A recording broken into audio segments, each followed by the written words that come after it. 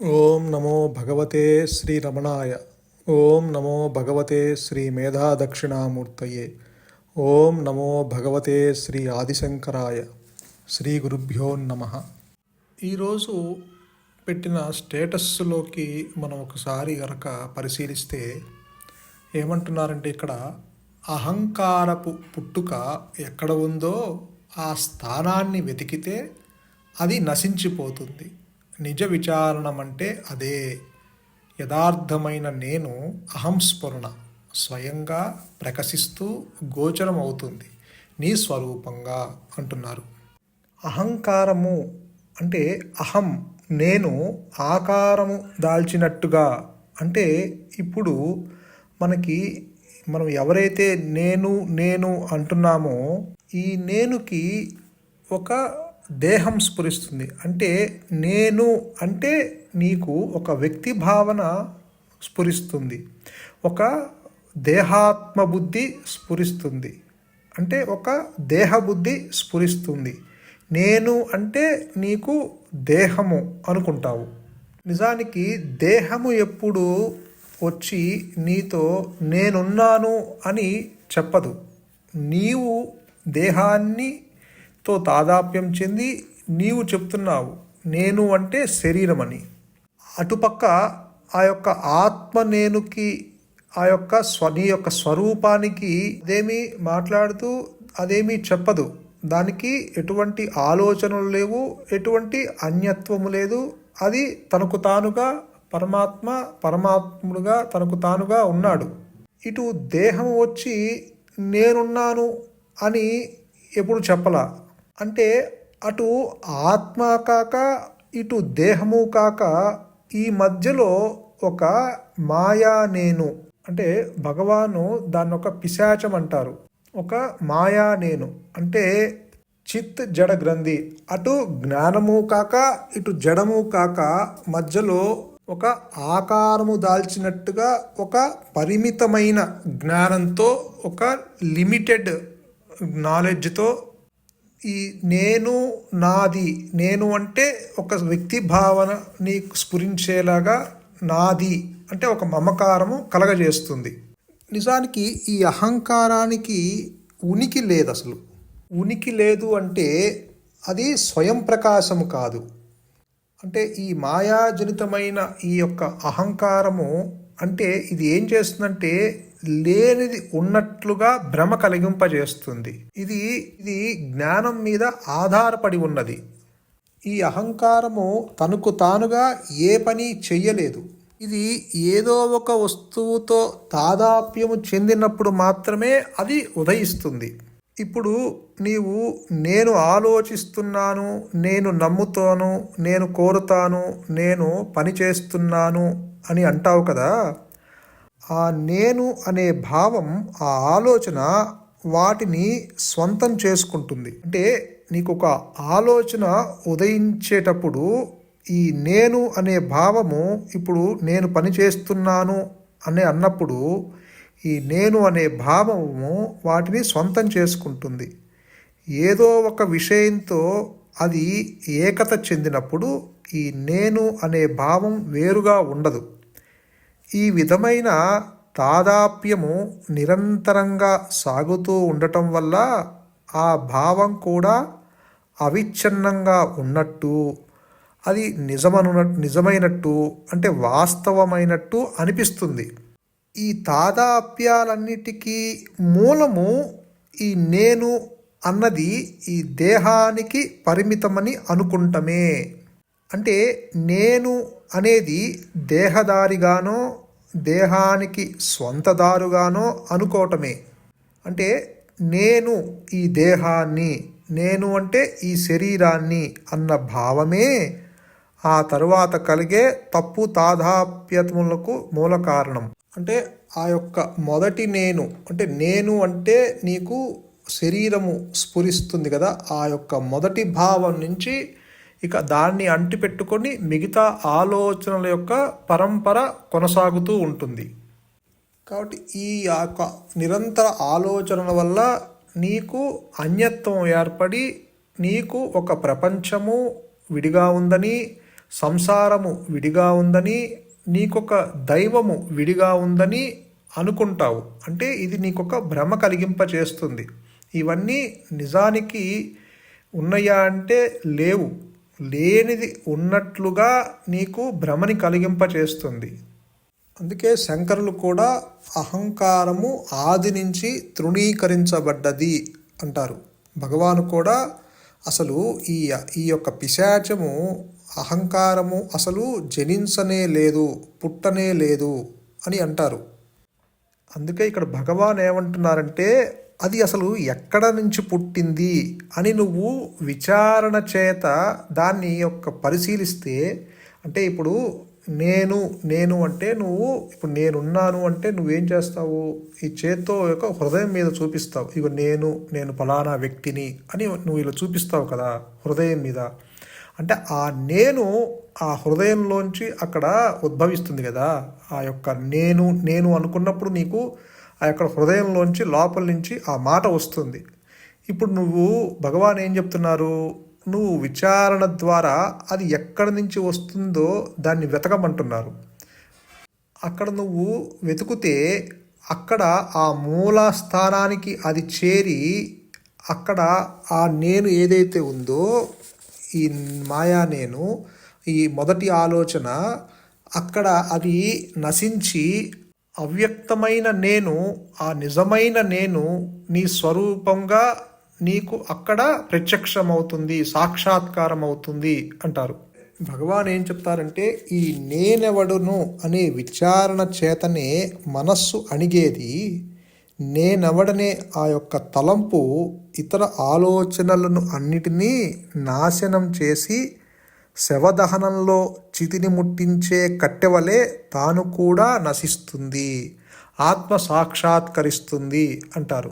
ఈ విచారణ చేయడానికి ఏం చెప్తున్నారంటే భగవాను అసలు ఎందుకు విచారణ చేయమంటున్నారంటే, ఇప్పుడు నేను అంటే నీకు ఈ శరీర భావన కలిగింది కదా, ఆ యొక్క నేను అనేది ఎక్కడ ఉద్భవిస్తుందో నువ్వు అక్కడికి వెళ్తే ఆ నేను అక్కడ చనిపోతుంది. అప్పుడు ఆ అవ్యక్తమైన ఆ మూలల్లో అది నీకు సాక్షాత్కరిస్తుంది అంటారు. నిజానికి అహంకారపు పుట్టుక, దాని మరణము దాని చేతుల్లో లేదు. ఎందుకంటే ఈ నేను జాగ్రత్త అవస్థలోనూ, స్వప్నావస్థలోనూ, గాఢ నిద్రలోనూ 3 రకాలుగా బిహేవ్ చేస్తుంది. ఇది అంటే తన రూపము మూడు అవస్థల్లోనూ 3 రకాలుగా మార్చుకుంటుంది. ఈ జాగృత అవస్థలో ఇది ఈ దేహంతో తాదాప్యం చెంది ఈ ఆలోచనలతో అన్నిటినీ గుర్తిస్తూ ఉంటుంది, గుర్తించి అన్నీ స్టోర్ చేసుకుంటూ ఉంటుంది. స్వప్న అవస్థలో సూక్ష్మ శరీరంతో ఆ యొక్క సూక్ష్మంతో ఉన్న ఆ సూక్ష్మ శరీరంతో కలలు కంటూ ఉంటుంది. గాఢ నిద్రలో సుషుప్తిలో అది ఈ యొక్క దేహంతో డీలింక్ అయ్యి వృత్తిరాహిత్యమయ్యి, అంటే ఆలోచనలన్నిటినీ ఒక మూట కట్టుకొని అది పక్కన పెట్టుకొని ఆ దేహంతో డీలింక్ అయ్యి అది చక్కగా సుషుప్తిలో నిద్రపోతూ ఉంటుంది. అంటే జాగ్రత్త అవస్థలో ఈ మనస్సు ఉంది, దేహము ఉంది. స్వప్నావస్థలో మనస్సు ఉంది కానీ దేహం లేదు. అలానే గాఢ నిద్రలో మనస్సు లేదు, దేహము లేదు. అంటే ఇలా 3 అవస్థల్లో 3 రకాలుగా తన స్వరూపాన్ని మార్చుకుంటూ ఉంటుంది. అంటే ఇక్కడ దీన్ని బట్టి మనం ఏమర్థం చేసుకోవాలంటే దాని పుట్టుక, దాని యొక్క చావు దాని చేతుల్లో లేదు. అంటే ఇక్కడ నువ్వు విచారణ చేసి అది ఆ యొక్క నేను అనే తలంపు అది ఎక్కడ పుట్టిందో ఆ యొక్క మూలస్థానానికి వెళ్ళినంత మాత్రాన అది వెనువంటనే చనిపోయి అక్కడ అవ్యక్తమైన ఆ మహానేను నీ స్వరూపంగా వ్యక్తం అవ్వదు. అలా ఉండదు. ఇప్పుడు మనం అందరము విచారణ చేస్తున్నాము. ఆ నేనుని పట్టుకుంటానికి ఆ యొక్క మొదటి తలంపుని మనము ఆ యొక్క మూలస్థానానికి అది ఎక్కడ ఉద్భవించిందో అని కళ్ళు మూసుకొని దాని గురించి వెతుకులాట ప్రారంభిస్తాము. మనకి అక్కడ ఏమీ దొరకదు, ఒక రకమైన బ్లాంక్నెస్ ఏర్పడుతుంది. మరి ఆ బ్లాంక్నెస్లో నువ్వు ఉన్నంత మాత్రాన మరి నీకు ఆత్మ సాక్షాత్కరించిందా? అలా లేదు కదా. సరే, ఇప్పుడు నువ్వు విచారణ చేశావు. ఇప్పుడు ఇదేమనుకుంటుంది? ఈ నేను నేను అంటే దేహము అని నీకు స్ఫురిస్తుంది కదా. మరి నువ్వు ఇలా విచారణ చేశావు. నువ్వు నిద్రపోతున్నప్పుడు నీకు అక్కడ దేహస్ఫురణ లేదు కదా. దేహము భావన లేదు కదా నీకు. అక్కడ నీ యొక్క సంసారము, నీ బాధ్యతలు, నీ యొక్క బ్యాంకు బ్యాలెన్సు, నీ ఇల్లు, నీ కారు, నీ భార్య, నీ పిల్లలు, నీ ఉద్యోగము, నీ దైవము, చివరికి నువ్వు పూజించే దైవము కూడా అన్నిటినీ వదిలేసి అక్కడ హాయిగా పడుకుంటున్నావు కదా. మరి నేను శరీరము అన్న భావన కూడా అక్కడ లేదు కదా నీకు. ఒకవేళ ఈ నేను అంటే నీకు శరీరము అన్న భావన గనక నిజమైతే అక్కడ నీకు ఆ భావన కలగాలి. నీకు కలిగితే అక్కడ నీకు నిద్ర పట్టదు, ఇంకా నువ్వు మేల్కొనే ఉంటావు ఎప్పుడు. కాబట్టి గాఢ నిద్రలో ఆ నేను అంటే ఆ శరీరము అన్న భావన నీకు లేదు కదా. చివరికి నువ్వు పూజించే దైవంతో సహా అన్నిటినీ విడిచిపెట్టి హాయిగా పడుకుంటున్నావు. ఇకపోతే నువ్వు స్వప్నం వచ్చింది, నువ్వు ఎక్కడో హిమాలయాల్లో విహరిస్తున్నావు, లేకపోతే కైలాస పర్వతం మీద అదిగో ఆ శివుణ్ణి దర్శనం చేసుకుంటూ అక్కడ ధ్యానం చేసుకుంటూ అక్కడ విహరిస్తున్నావు. నీకు అక్కడ ఒక కల వచ్చింది. మరి కలలో నువ్వు అక్కడికి వెళ్ళి చక్కగా ఆ శివుణ్ణి దర్శనం చేసుకున్నావు. ఒకవేళ నువ్వు గనక శరీరము అయితే మరి నీ శరీరం ఇక్కడ పక్క మీద, నువ్వు పడుకునే మంచం మీద ఉండకూడదు. నీ శరీరము హిమాలయాల్లో అక్కడ కైలాస పర్వతం మీద నువ్వు శివుణ్ణి దర్శనం చేసుకోవాలి. ఈ శరీరం ఇక్కడ ఉండకూడదు. అంటే నువ్వు ఇక్కడ శరీరాన్ని వదిలేసావు, అక్కడ సూక్ష్మ శరీరంతో విహరించావు. నువ్వు శరీరం అయితే కనుక నీ శరీరం ఇక్కడ ఉండకూడదు. నువ్వు వెళ్ళి అక్కడ ఉండాలి. ఈ పక్క మీద అసలు ఖాళీగా ఉండాలి, ఎవరు ఉండకూడదు. అయిపోయింది, కళ చెదిరిపోయింది. పొద్దున్నే లేచి అదంతా అసత్యమని గ్రహించావు. మళ్ళీ జాగృత అవస్థలో మేల్కొని రాగానే మళ్ళీ నీకు ఈ శరీర భావన కలిగింది. నేను అంటే ఇదిగో ఈ కాళ్ళు, చేతులు, కళ్ళు, ముక్కు ఉన్న నీ యొక్క శరీరము స్ఫురించింది. అంటే ఇక్కడ జాగ్రత్త అవస్థలో నీకు శరీర భావన కలిగింది, స్వప్నావస్థలో నీకు సూక్ష్మ శరీరంతో ఆ భావన ఏర్పడింది, గాఢ నిద్రలో శరీర భావనే లేదు. అంటే ఈ అహంకారముకి ఈ యొక్క మొదటి నేను ఏదైతే నేను అంటే శరీరము అన్న భావన చూసారా, ఇక్కడ 3 అవస్థల్లో 3 రకాలుగా ఉంది. ఒకవేళ అది గనక నేను అంటే శరీరం అంటే ఆ 3 అవస్థల్లోనూ అది సత్యంగా ఉండాలి, మార్పు చెందకూడదు. మార్పు చెందింది అంటే అది సత్యము కాదు, అది అసత్యము. మార్పు చెందనిది అన్ని అవస్థలలోనూ సంబంధం లేకుండా మార్పు చెందనిది ఏదైతే ఉన్నదో అది మాత్రమే సత్యము. అంతెందుకండి, ఇప్పుడు నీ శరీరానికి నీ చేతికి ఏదో దెబ్బ తగిలింది, నువ్వు డాక్టర్ దగ్గరికి వెళ్ళిపోయి నా చేతికి దెబ్బ తగిలింది అంటావు కానీ నేనుకు దెబ్బ తగిలింది అనవు కదా. అంటే అక్కడ నువ్వు శరీరాన్ని విడిగా చెప్తున్నావు, నా శరీరము అంటున్నావు. నేను శరీరము అని చెప్పట్లా. డాక్టర్ దగ్గరికి వెళ్ళి నా చేతికి దెబ్బ తగిలింది అంటున్నావు. అంటే నువ్వు విడిగా చూసి చెప్తున్నావు. నా ఇల్లు అంటున్నావు, నేను ఇల్లు అనట్లా. నా కారు అంటున్నావు, నేను కారు అనట్లా. అంటే ఇవన్నీ నీకు విడిగా ఉన్నాయి. కాబట్టి ఇవన్నీ నీ యొక్క ఆలోచనలు మాత్రమే. ఈ మొదటి నేను కూడా ఆలోచనే. ఈ ఆలోచనలు నిజంగా లేవు. అంటే ఇక్కడ అన్ని అవస్థల్లోనూ ఉంటే అన్ని అవస్థల్లోనూ ఉండాలి, ఇలా మార్పు చెందకూడదు. అంటే ఇది నీకు లేనిది ఉన్నట్లుగా భ్రమ కలిగింపచేస్తుంది తప్ప ఇవి నిజంగా లేవు. అందుకని భగవాను అది ఉన్నయేమో చూడు అని విచారణ చేయమంటున్నారు. కాబట్టి ఇలా నువ్వు విచారణ చేసి ఆ యొక్క నేను పుట్టుక స్థానానికి నువ్వు వెళ్ళినంత మాత్రాన అది నశించదు. నువ్వు ఎంత విచారణ చేసినా, ఎంత జ్ఞాన మార్గంలో, ఎంత ధ్యాన మార్గంలో ఏది చేసినా అది నువ్వు దాన్ని తెలుసుకోలేవు. దానంతట అది తెలియబడాలే తప్ప ఈ అహంకారంతో, ఈ వ్యక్తి బుద్ధితో, ఈ మాయా నేనుతో, ఈ దేహాత్మ బుద్ధితో, ఈ శవబుద్ధితో, ఈ ఇంద్రియాలతో, ఈ మనోబుద్ధి అహంకారాలతో దాన్ని నువ్వు తెలుసుకోలేవు, దాన్ని నువ్వు పొందలేవు కూడా. ఎందుకు పొందలేవు అంటే అది నీ స్వరూపంగా ఉంది కాబట్టి.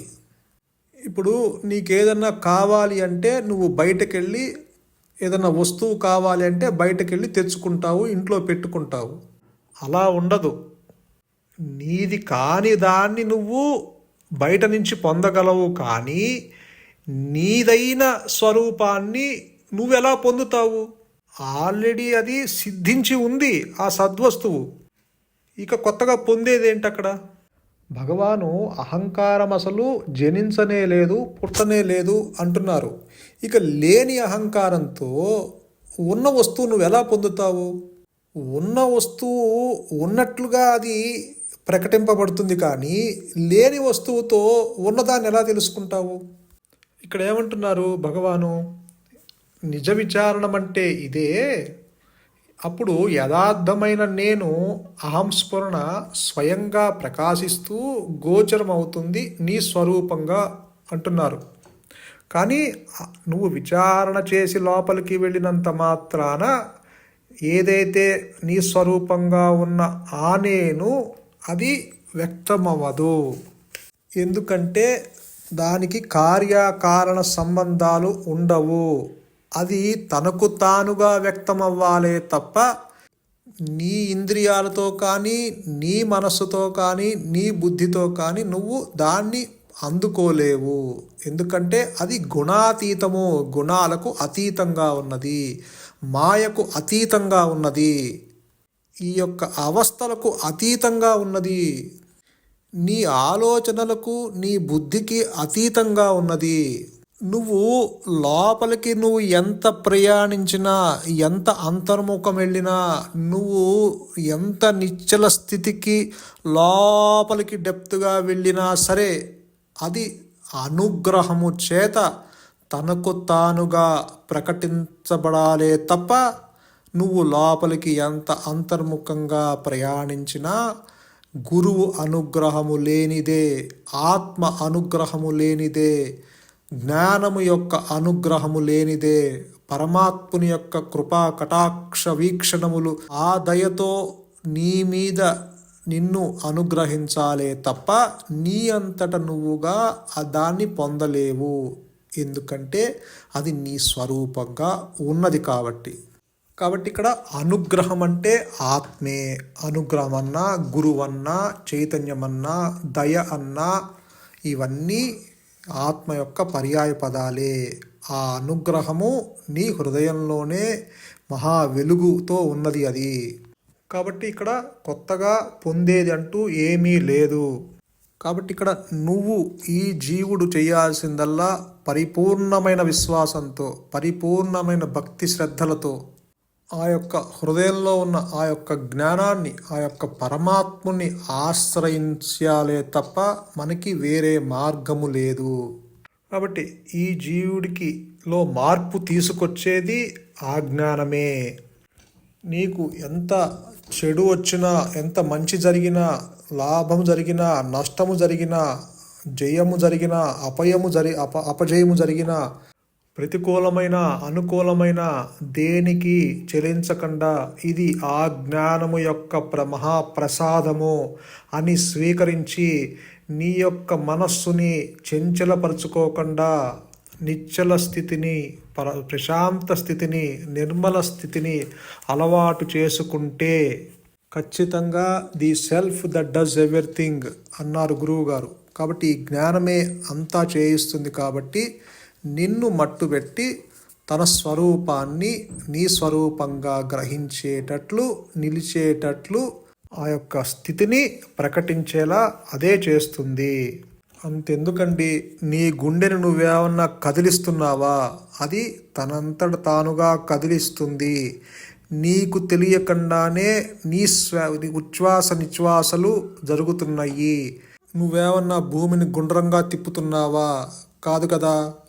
అది ఆ జ్ఞానము ఆధారంగా అది జరుగుతూ ఉంది. అంతెందుకండి, నీవు నిద్రపోయేటప్పుడు నీ ప్రయత్నం ఏమన్నా ఉందా? అది సహజంగా నువ్వు నిద్రలోకి వెళ్తున్నావు. అదే సహజంగా నీ ప్రయత్నం లేకుండా నువ్వు మేల్కొంటున్నావు. నేను మేల్కొనాలి అంటూ నువ్వు బయటికి రావట్లేదు కదా. అలానే నేను నిద్రపోవాలి అంటూ నిద్రపోవట్లేదు కదా. రోజు జరిగే ప్రక్రియలే నీకు తెలియకుండానే సహజంగా నీ ప్రయత్నం లేకుండా అన్నీ జరిగిపోతున్నాయి. ఇక్కడ మనము నేను చేస్తున్నాను అన్న భావాన్ని మనము విడనాడాలి. ఎందుకంటే ఈ మాయ, ఈ సృష్టి, ఇవన్నీ ఈ ఖగోళాలు, ఈ సూర్యచంద్రులతో సహా అన్నీ ఆ జ్ఞానం మీద ఆధారపడి ఉన్నాయి. అవి వాటి అంతట వాటిగా ఏ పని చెయ్యలేవు, చివరికి నీతో సహా. కాబట్టి మనమందరము ఒక పనిముట్టు. మనమందరము ఏంటి, ఈ సృష్టి అంతా, ఈ ఖగోళాలు, సూర్యచంద్రులతో సహా ఈ మాయ అంతా ఈ జ్ఞానము చేతిలో ఒక పనిముట్టు తనకు తానుగా ఏమీ చేసుకోలేవు. అవి తన యజమాని మీద ఆధారపడి ఉన్నాయి. ఒక పట్టకార తన యజమాని పట్టుకొని పన్ను చేయిస్తాడే తప్ప ఆ పట్టకార తనకు తానుగా ఏది పట్టుకొని పని చెయ్యలేవు. అలానే నీతో సహా ఈ సృష్టి మొత్తము, ఈ మాయ మొత్తము ఆ జ్ఞానం చేతిలో పనిముట్టు. వీటికి ఉనికి లేనివి, స్వయం ప్రకాశము లేనివి. ఇవన్నీ ఒక దాని మీద, నీతో సహా అన్నీ మనమందరము ఆ జ్ఞానము మీద ఆధారపడి ఉన్నాము. కాబట్టి మనకి వేరే దిక్కు లేదు, ఆ పరమాత్మే దిక్కు. ఖచ్చితంగా ఆ పరమాత్ముని ఆశ్రయించాల్సిందే, నీకు వేరే దారి లేదు. నువ్వు నిశ్చల స్థితికి రావటానికైనా ఆ జ్ఞానమే ఆధారము. నీలో మార్పు తీసుకురావటానికైనా ఆ జ్ఞానమే ఆధారము. కాబట్టి ఆ పరమాత్ముడు ఎంత సహజంగా ఉన్నాడో ఇవన్నీ అంత సహజంగా జరిగిపోతున్నాయి. నువ్వనుకుంటావు నేను గురువుని పట్టుకున్నాను అని. కానీ నువ్వు బాహ్యంగా గురువుని పట్టుకోకముందే ఆయన నీ హృదయాన్ని ఎప్పుడో పట్టుకొని నీ వెంబట ఉండి నీ చేత ఏమి చేయించాలో అవి చేయించి చివరికి తన స్వరూపాన్ని నీ స్వరూపంగా గ్రహించేటట్లు చేస్తాడు. వాడే నిజమైన గురువు, వాడే నిజమైన ఆత్మ, వాడే నిజమైన మౌనము. సంతోషం. మౌనమే శరణ్యం. మౌనమే నీ సహజత్వం. ధన్యోస్మి.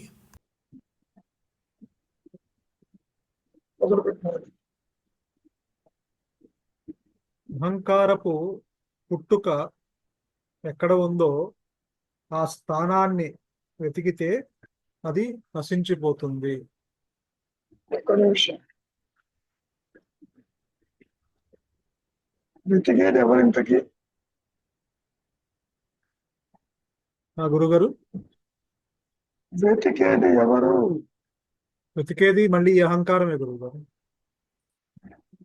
తనకు తాను నష్టం అవ్వటానికి వెతుకుతుందా?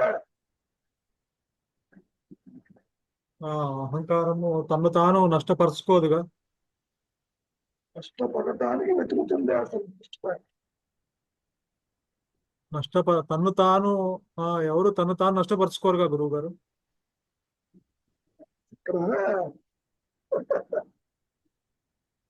ఎంత తేలికగా చెప్పారు మహర్షుల వారంటే, నువ్వు విచారం చేయి, ఇది పడిపోతుంది, ఆత్మ ప్రకాశిస్తుందని ఒక కేక్ వార్తలాగా చెప్పారు. అట్లా ఉండదు నాయన. నిద్ర లేచినప్పటి నుంచి ఈ వ్యక్తిత్వము, ఈ పరిమితత్వము ఉండటానికి ప్రయత్నం చేస్తుంది, నష్టం అవడానికి చెయ్యదు. అంటే ఎందుకు ఆ ప్రయత్నం చెయ్యదు అంటానికి ముఖ్య కారణం వాసనలతో, కోరికలతో, బంధాలతో వచ్చింది ఇక్కడికి.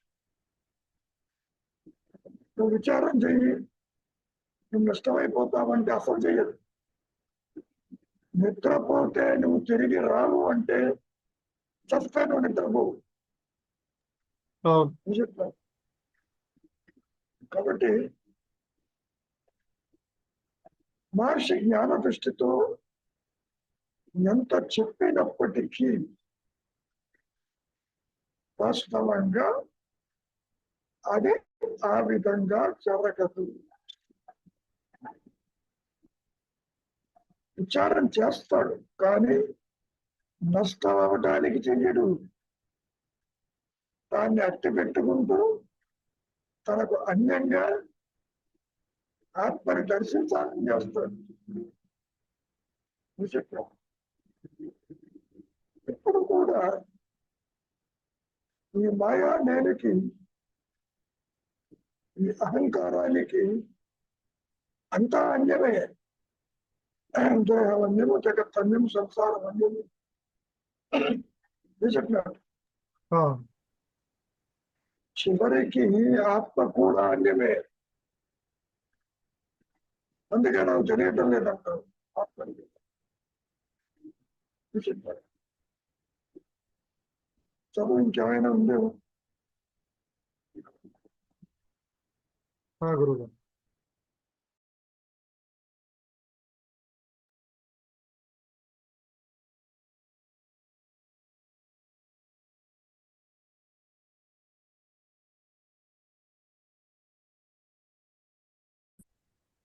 అవును గురువు గారు, గురువు. బాగా మొదలైంది గురు. పర్వాలేదు. ఎందుకంటే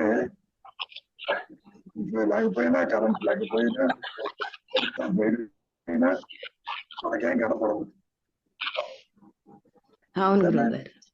గురువు గారు అయితే అది కాబట్టి అంటే మరి అహంకారము, మరి ఈ విచారణ భగవాన్ చెప్పింది మరి అహంకారంతోనే, ఆయన కూడా తెలుసు కదా ఇదంతా అహంకారంతోనే జరుగుతుందని.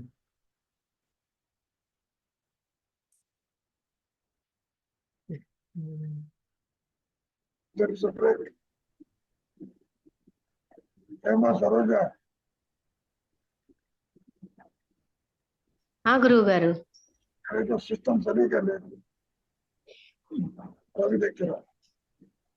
అవును గురువు గారు. కాబట్టి ఈ లోపల మాట్లాడుతున్నాం. చెప్పు. అంటే మీరు మీరు చెప్తుంటారు, అహంకారం పుట్టుక ఎక్కడుందో విచారిస్తావు కానీ నిశ్చలత్వానికి వస్తావు, కానీ అనుగ్రహం లేనిదే ఆత్మ ప్రకాశం జరగదు అంటారు కదా గురువు గారు.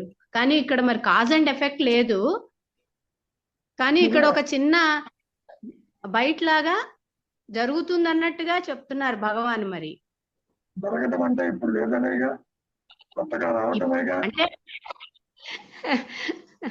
అంటే తెలియట్లేదు అని మేము ఆలోచన వల్ల, దేహాత్మ బుద్ధి వల్ల తెలియట్లేదని భావిస్తున్నాను. కాబట్టి అది కలుగుతుంది ఏమో, వస్తుందేమో ఎక్కడి నుంచో అని విచారం చేస్తున్నాను అనుకుంటున్నాను గురువు గారు.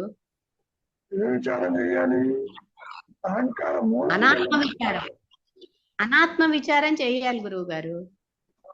కాదమ్మా, స్టేట్మెంట్ ఏమని చెప్తారు? అహంకారం మూలానికి వెళితే ఇది నష్టమైపోతుంది. అవును గురువు గారు. అసలు అహంకారం ఉందేమో చూడు అంటారు మీరు. ఉందో లేదో తర్వాత సంగతి. ఇప్పుడు సరోజ ఉంది కదా, సరోజ ఉంది గురువు గారు. సరోజ ఉంది, అడగలేదు కదా మిమ్మల్ని. సరోజ ఉంది కదా అంటే బుద్ధి అహంకారము ఉన్నది ఎక్కడ?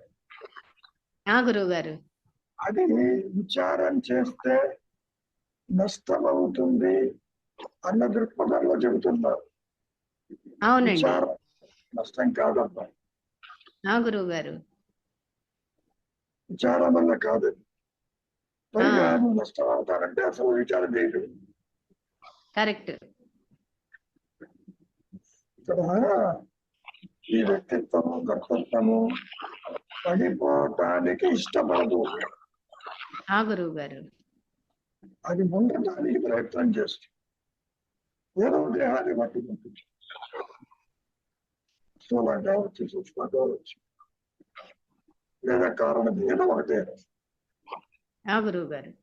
తాను పడిపోకుండా ఉండటానికి విశ్వ ప్రయత్నం చేస్తుంది.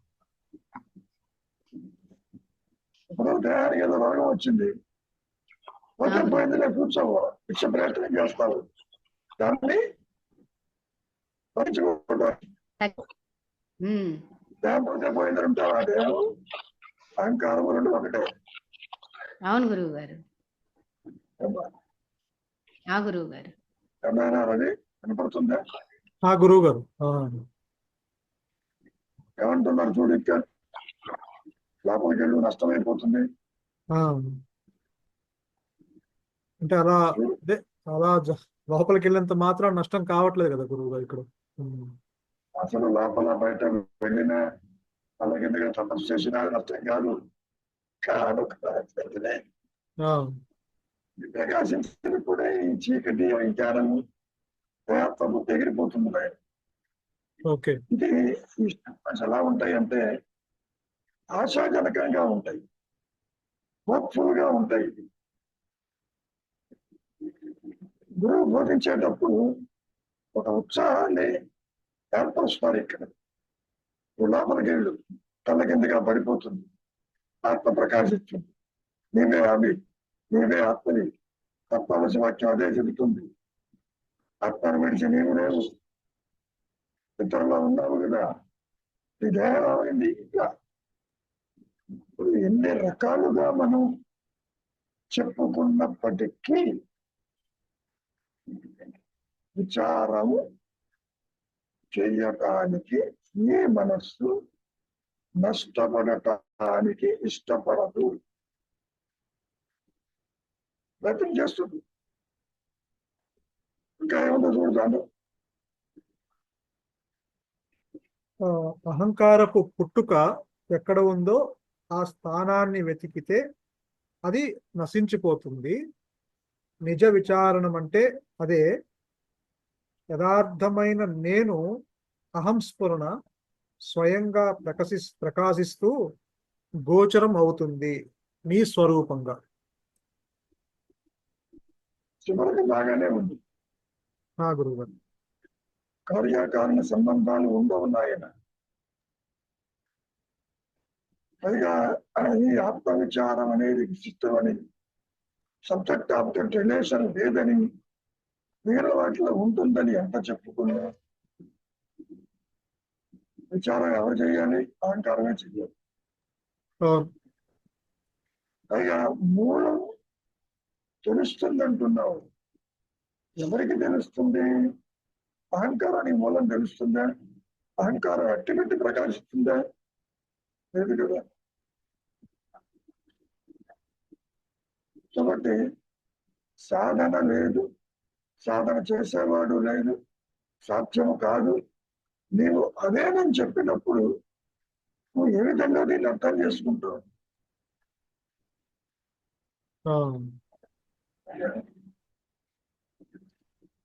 ఇదంతా తెలిసి కూడా భగవాను, ఎందుకంటే అహంకారమే చెయ్యాలి కాబట్టి, అయినా మరి ఆ మాట భగవానే చెప్తున్నారు కదా. ఇక ఆయనకు తెలియకుండా అహంకారంతోనే ఇదంతా. ఆయన ఎప్పుడైనా విచారం చేసి లోపలికి వెళ్ళి మరణించాడా? పోనీ లేదు లేదు. పోనీ శంకరుడు ఎప్పుడైనా దేహం నాహం త్వాహం అంటూ తెలుసుకుని బయటకు వచ్చాడా? అది లేదు.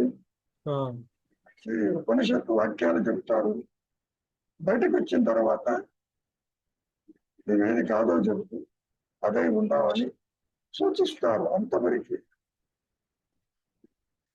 ఒకవైపు గురువు అందించండి, కొన్ని బోధించడానికి మనస్సు అందుతుందా? మనస్సు కూడా అందదు.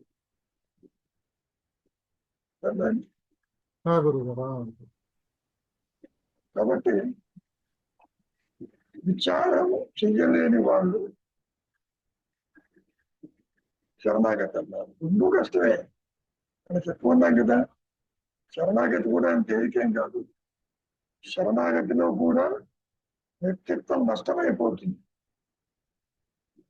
ఇది నష్టమైతే నాకు మరి ఆత్మ ఉందో లేదో తెలియదు, ప్రకాశిస్తుందో లేదో తెలియదు. కాబట్టి దీని చేతుల్లో ఏమీ లేదని చెప్పడం. అహంకారాన్ని అట్టి పెట్టుకుంటూ తనకు అన్యంగా ఆత్మను చూడటం అనేది ఇంపాసిబుల్. నీ కళ్ళని నీవు చూడగలవా? చూడలేవన్నారు కదా. ఇప్పుడు ఉన్నదేమో పరోక్ష జ్ఞానం, మనస్సు ఇంద్రియాల ద్వారా ఇండైరెక్ట్ పర్సెప్షన్స్ ఇవన్నీ, అంటే పూర్తిగా మానసికమైన ధోరణి. నువ్వు ఏ విధంగా భావిస్తే ఆ విధంగా కనపడుతూ ఉంది.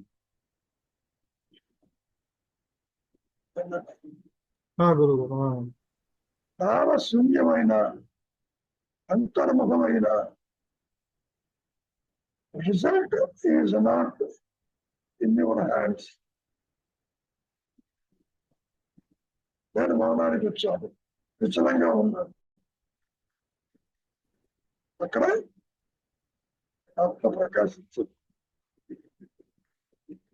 అందుకే యమధర్మరాజు కూడా కఠోపనిషత్తులో నాచికేతుడికి ఇదే విషయం చెప్పాడు.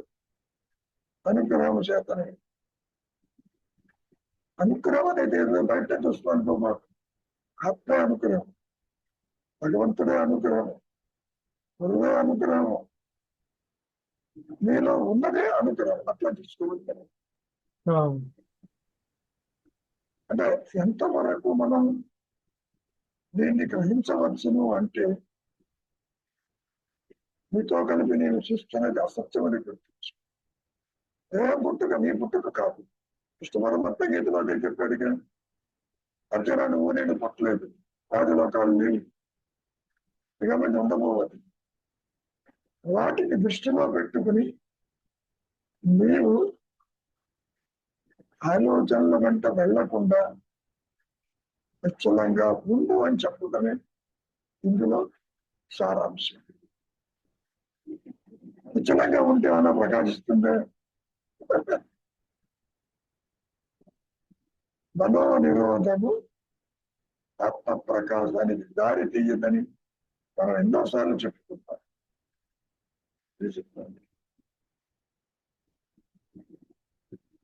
ఎందుకని ఈ మనస్సు కూడా ఒక దేహం పైన సూక్ష్మదేహం. స్థూలదేహంతో జగత్తు చూస్తాం. ఈ మనస్సుతోటి కలవి అంటారు. ఎవరైతే స్థూల సూక్ష్మదేహాలకి పరిమితం కాకుండా నిలిచి ఉంటారో వారు స్వరూప జ్ఞానం గ్రహిస్తారనో, చూస్తారనో, ప్రకాశిస్తుందనో ఎంత చెప్పుకొని అనుగ్రహించగలరు. మీరు ఏమీ చేయకపోయినా అది ప్రకాశించే స్థితిలో నేను ఎగరకూడదు. చాలా విచిత్రంగా ఉంటుంది. ఇప్పుడు వెలుతురు ఉన్నప్పుడు నీకు పొరపాటున కూడా తాడు పావుగా భయం కలగదు కదా.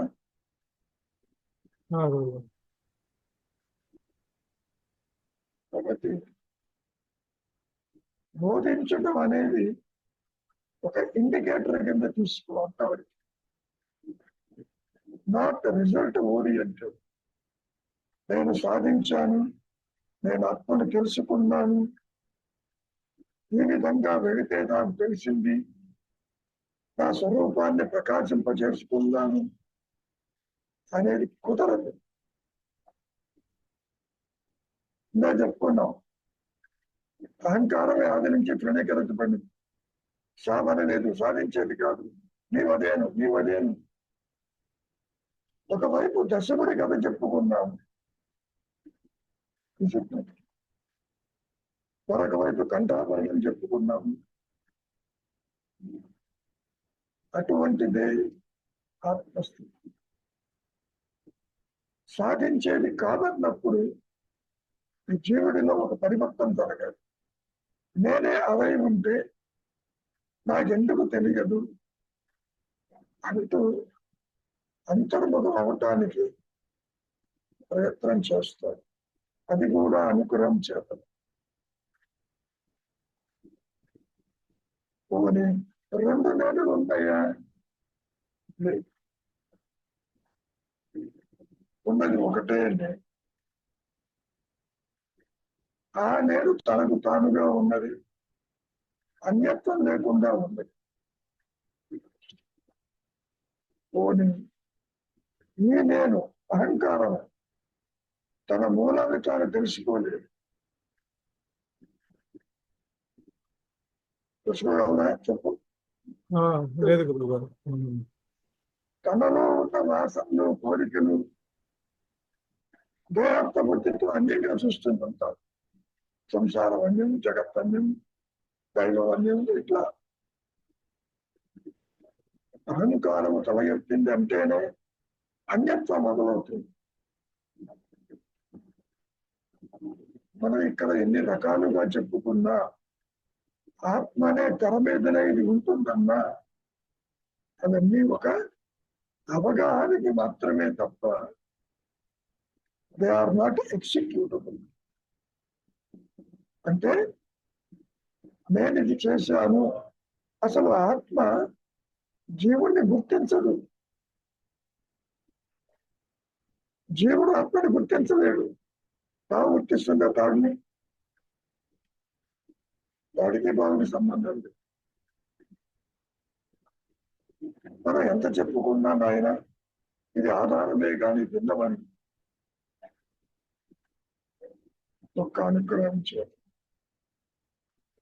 మరి అనుగ్రహం ఆల్రెడీ ఉన్నది కదా, కొత్తగా ఏమవుతుంది?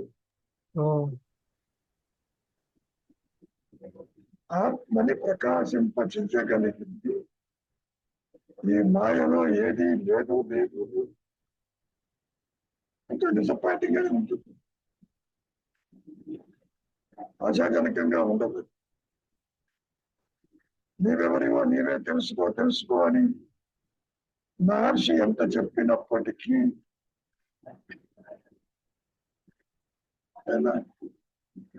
ఎంతగా అది తెలియబడేది కాదు, తెలుసుకునేది కాదు. చాలా విచిత్రంగా ఉంది. అది ఒక్కసారి దానంతటిది ప్రకాశించిన స్థితిలోనే సమస్యలన్నీ తీరిపోతాయి. లేకపోతే నువ్వు సమస్యల్లో ఉంటావు. నిద్రలేస్తే అన్ని సమస్యలు కదా, ఇది చేయలేకపోతున్నా, అది చేయలేకపోతున్నాను, జ్ఞానపూర్ణ జరగటం లేదు, నా ఆలోచన సంబంధం లేకుండా ప్రపంచం సాగిపోతూ ఉంది. ఒక కళ ఏ విధంగా అయితే నీవే కలగంటావు, కానీ అది ఏ విధంగా ఉండాలని నీ చేతుల్లో లేదు. అంటే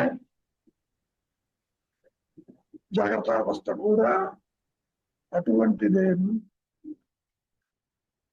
సోమదేహంతో సోమ జగత్తును చూస్తూ జగత్తునేదో మార్చాలని, ఇతరులు ఉన్నారని, వారికి మార్గం చూపించాలని నువ్వు ఎంత తాపత్రయపడ్డా నీతో కలిపి నీవు చూస్తున్న వాళ్ళంతా కూడా కలసమనే. ఏ విధంగా అయితే కల్లో కనిపించిన వాళ్ళు నీవు బయటకు వస్తే నీతో వాళ్ళు రారో, వస్తారా? ఇక్కడ కూడా స్వరూప జ్ఞానంలో ప్రకాశించిన తరువాత మీరు అక్కడ కనపడరు, మీరేమైనా కనపడుతుంది. అందుకని ఫైనల్ గా ఏమంటుంటారు? ఆత్మస్థితి అన్ని సృష్టి లేదు, జీవుడు జగత్తు ఈశ్వర భావనలు అదృశ్యమైపోతాయి. ఏ ఋషి చేతను అటు ఆత్మకి ఇటు జగత్తుకి వారధి లేదు.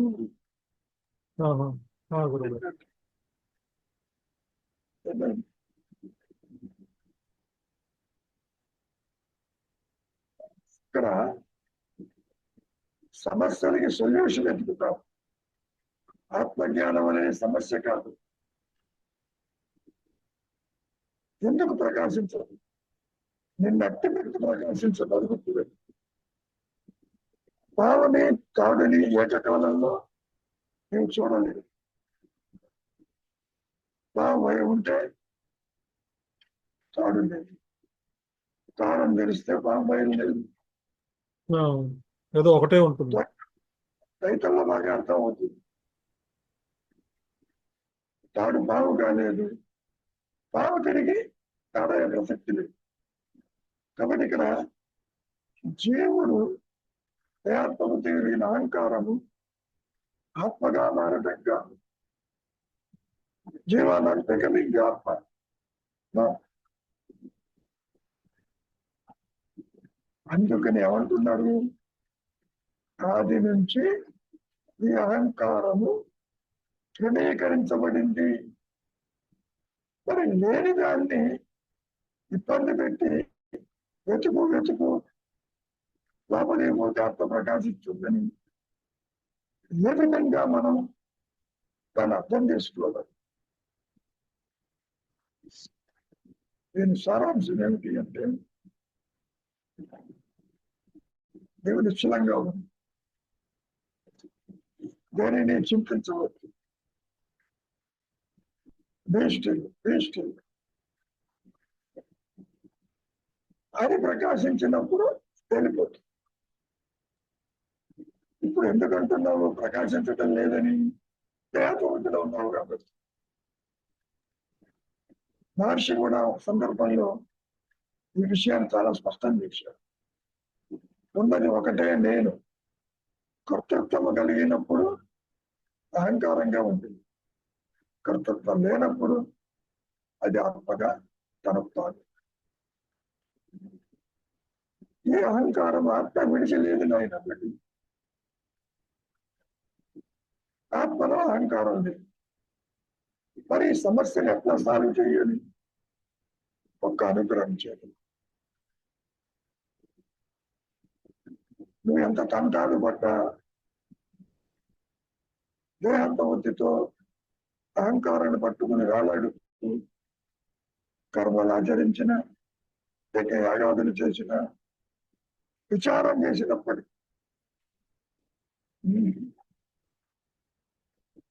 ఆత్మని ప్రకాశింపచేయగలిగిన సామర్థ్యము ఈ జీవుడికి లేదు. లేని పాముకి తాడుని ప్రకాశింపజేయగలదా? కనపడదు. నువ్వే అంటావు వాళ్ళు. ఉదాహరణలు ఒక అవగాహనకి మాత్రమే. కాబట్టి మీలో చింత విహీనం రావాలి, మీలో వైరాగ్యం రావాలి. అంత మాత్రం ప్రకాశిస్తుంది అనుకోవాలి. కనీసం నిశ్చలతగానే వస్తాం. ఆదిశంకరులు ఏమన్నారు? సత్సంగము చేత నిస్సంగము, నిర్మోహము,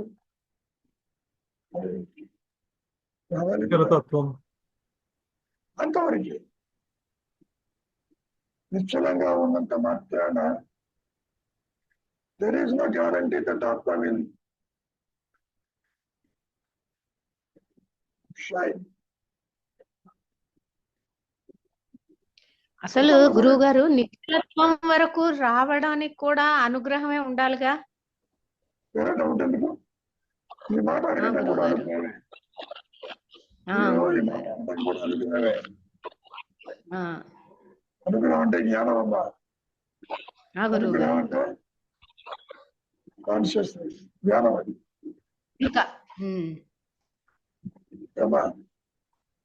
గురువు గారు ఆ ఎరుకుతోనే ఏదైనా అడుగుతారు. అది గురువు ఏమి చేయలేవు. అది నడిపిస్తూ ఉంటుంది, గురువు గారు ప్రేరణ కలిగిస్తూ ఉంటుంది. ఎన్నో కార్యోన్ముఖం అయ్యేటట్టు చేస్తుంది, చాలా యాతనలు పెడుతుంది. నువ్వు తెచ్చుకున్నదే కాదు, కొత్త కలెక్షన్స్ కూడా బోల్డ్ ఉంటాయి ఈ మాయలో. అవును గురువు గారు. పైగా నాకు ఎవరు ముక్తిని ప్రసాదిస్తారు అంటూ పరిగెడతారు ఈ మాయలో. అందరూ ఎవరిని దర్శించాల్సిన పని లేదు, నువ్వు లోపలికి వెళ్ళు, ఎవరు నీకేది అందించరు. అయినప్పటికీ వారేమిస్తారు వీరేమిస్తే ఏమీ ఇవ్వరు.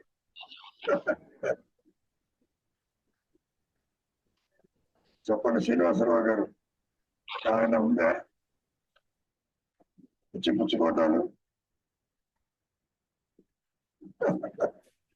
లోపలే మహాత్ముడు ఉన్నాడు లోపల. అంతేగా మరి. మహాత్ముడు ఇలాగని అనుకున్నంత అడిగినాడు. అది ఉన్నాడని తెలియగానే మహాద్భుతం కూడా అక్కడే ఉంది, బయట ఎక్కడో లేదు. తెలియటానికి నేను మిగిలి ఉంటాను అక్కడ. నేను లోపలికి వెళ్ళాను, ఆత్మని తెలుసుకుని ఇప్పుడే వచ్చాను, కుదరదు. అందుకని ఎన్ని రకాలుగా మనం శరణాగితన్నా, అంతర్ముఖం అన్నా, చింతా విహీనం అన్నా, ఉపదేశాలు అంటాలి, ఇవన్నీ కూడా ఇండికేటర్స్. ఆయన నువ్వు బయటికి పోవాలి, ఇంట్లోనే ఉండు, బయటికి పోదు. ఆత్మీయతరాన్ని రినౌన్స్ వర్జించు. నీ ఆత్మవే, కొత్తగా ఏది రాదు. ఇన్ని రకాలుగా సూచించినప్పటికీ ఏ శక్తి అయితే శంకరుడి దగ్గర, మహర్షి దగ్గర ప్రకాశించిందో ఆ శక్తి ఇక్కడ కూడా ప్రకాశించాలి, లేకపోతే వేరే మార్గం.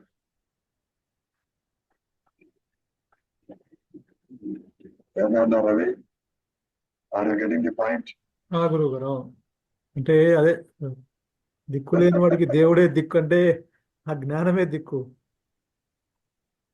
ఆ జ్ఞానం అన్న సంగతి బయట నుంచి రాదు, ఆ దిక్కు లోపలే ఉంది. అంతర్ముఖమే దిక్కు, బయట నుంచి ఆత్మ రాదు, ఆకాశం నుంచి ఊడిపడదు. ఎందరో ఇతరులు చూస్తున్నావు, జ్ఞానులు అంటావు, అజ్ఞానులు అంటావు, వాళ్ళెవరు నీకు అందించరు. గురువు అందరూ జీవన్ముక్తులే, అందులో సందేహం లేదు. కానీ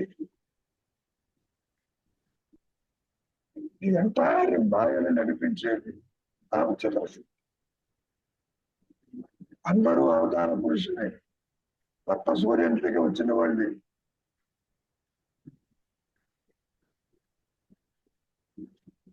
కృష్ణమూర్తి ఏమని చెప్పాడు?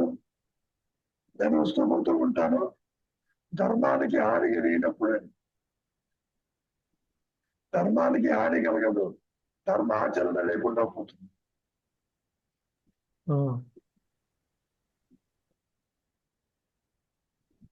కాబట్టి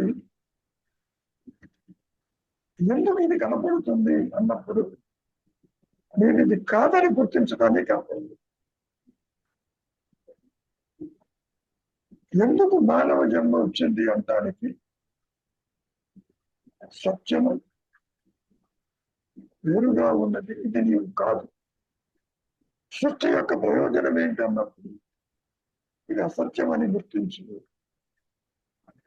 అహంకారం అంటేనే సృష్టి, అహంకారం అంటేనే జీవుడు.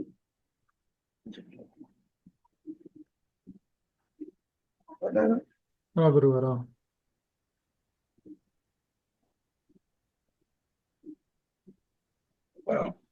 ఏ విధంగా తీసుకుంటావు?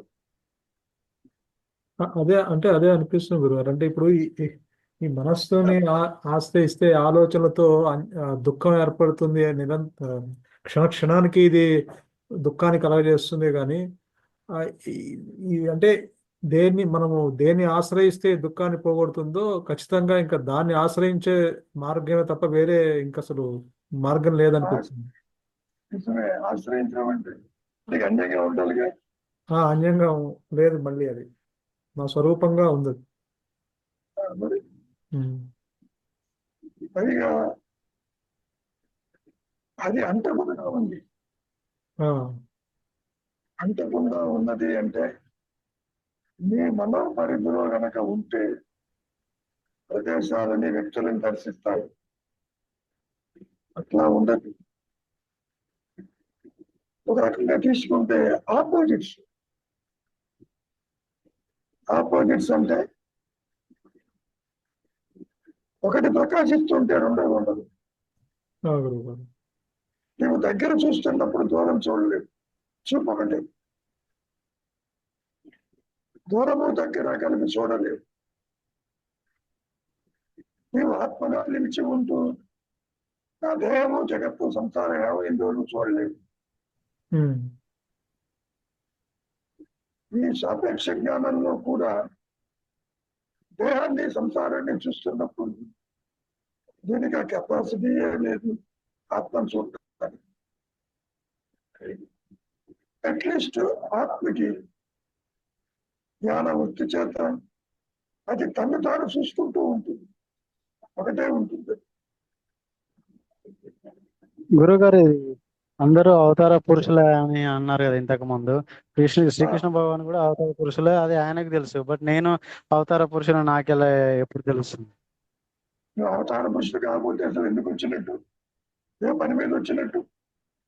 నీకంటే డిఫరెంట్ పర్పస్. అది నాకు తెలియట్లేదు కదా. తెలుస్తుంది. అవతారం అంటే ఏమిటి? నీ మనస్సులో కృష్ణుడు కనిపించాడు, కృష్ణుడు మనస్సులో అర్జునుడు కనిపించాడు. నువ్వు నేను పుట్టలేదు అన్నాడు. ఏ పేషెంట్ నేను చెప్పాడు? ఓ భావనేగా. ఈ రాజలోకాలు లేవన్నాడు. ఎక్కడ చెప్పాడు? మాయలోనేగా. బోధలన్నీ మాయలోనే. పర్పస్ లేకుండా ఈ జీవుడు ఎవరు రాడు ఇక్కడికి. అవతారం అంటే నీ ఉద్దేశం ఏంటి? బంగారం లేకుండా ఆభరణం లేదు, అన్ని ఆభరణాలు బంగారమే అని చెప్పడం. ఓకే. నువ్వు షాప్కి వెళ్ళి నాకు నెక్లెస్ కావాలన్నావు, బంగారం ఇవ్వమంటాడు వాడు.